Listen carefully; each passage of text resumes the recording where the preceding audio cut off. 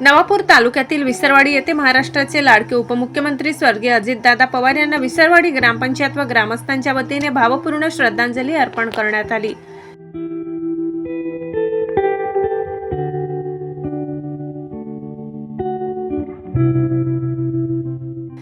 स्वर्गीय अजितदादा पवार यांचे विमान दुर्घटनेत अपघाती निधन झाल्याने संपूर्ण महाराष्ट्रासह नवापूर तालुक्यात शोककळा पसरली।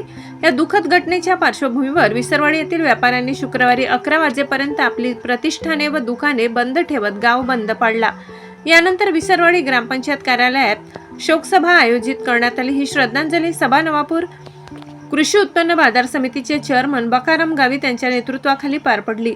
यावेळी मनोगत व्यक्त करताना बकाराम गावित म्हणाले की स्वर्गीय अजितदादा पवार यांच्या निधनामुळे संपूर्ण महाराष्ट्रभर नवापूर तालुक्याचे मोठे नुकसान झाले। त्यांनी कधीही जातीपातीचे राजकारण केले नाही, सर्वसामान्य लोकांना सोबत घेऊन विकासाची कामे राबविली। पहाटे लवकर उठून जनतेच्या सेवेसाठी झटणारा नेता म्हणून त्यांची ओळख होती। यावेळी प्राध्यापक प्रमोद मांडे यांनीही आपले मनोगत व्यक्त केले। या सभेला कृषी उत्पन्न बाजार समितीचे सभापती बकाराम गावित, उपसरपंच आशिष अग्रवाल, दीपक सैंदाणे, दीपेश गावित, उद्योजक विजय अग्रवाल, जयेश अग्रवाल, महेश अग्रवाल, माणिकराव गावित, विद्यालयाचे प्राचार्य नंदलाल अहिरराव, उपप्राचार्य किशोर भदाणे, ग्रामविकास अधिकारी पंकज सोनवणे, गणेश चौधरी यांच्यासह मोठ्या संख्येने ग्रामस्थ उपस्थित होते। सूत्रसंचालन महेंद्र पाटील यांनी केले। यावेळी उपस्थित सर्व मान्यवरांनी स्वर्गीय अजितदादा पवार यांना श्रद्धांजली अर्पण करून 2 मिनिटे मौन पाळले। मृतदेह कारण त्या प्लेन क्रॅश ज्या वेळेला झालं, ज्या वेळेला अशा प्रकारच्या अग्नीचे लोळ उठायला लागले, आजूबाजूची जनता जे प्रत्यक्ष पाहणारे होते त्यांनी ती कशी, तर मी एवढंच बोललो की दादा मला 3 कोटीचा गटर बंदस्ती पाहिजे। अरे तुला 3 कोटी काय 3.5 कोटी देतो मी।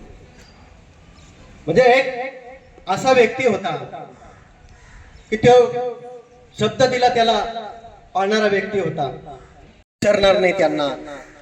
आणि आपल्या एक छोटासा गाव विसरवाडी गाव हे सुद्धा आपण सुद्धा त्यांना विसरणार नाही। एवढं आहे की महाराष्ट्राचं तर नुकसान झालंच आहे, पण गाव पातळीमध्ये बी सुद्धा नुकसान झालेलं आहे। या महाराष्ट्रावरती खूप खूप खूप असं धक्कादायक बातमी आली सकाळ 8:45 की अजितदादांचं विमानग्रस्तमध्ये मृत्यू झाला। काही वेळेस असं वाटलं नाही ना अजितदादा नसतील, कोणीतरी दुसरंच असेल आणि अजितदादांचं नाव येतं असं वाटलं होतं, का की विश्वास बसत नव्हता। असा व्यक्तिमत्व होतं की कोणाला बी नावासहित ओळखायचंय। दुर्दैवाने